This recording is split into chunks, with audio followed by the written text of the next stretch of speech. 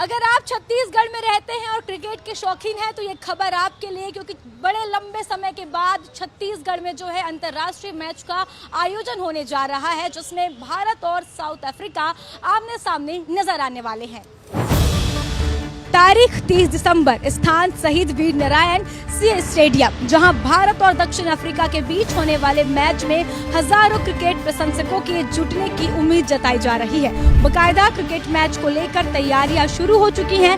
आपको बता दें कि क्रिकेट प्रशंसकों के लिए 22 नवंबर से मैच की टिकट मिलनी शुरू हो जाएगी। क्रिकेट प्रशंसक 1500, 2500, 3000 और 3500 में टिकट खरीद सकेंगे। वहीं छात्रों के लिए 800 रुपए में टिकट बुकिंग की छूट दी गई है। बकायदा टिकट बुकिंग के लिए आप www.ticket.in पर विजिट कर सकते हैं। इसके अलावा रायपुर के इंडोर स्टेडियम में भी टिकट बुकिंग की व्यवस्था की गई है।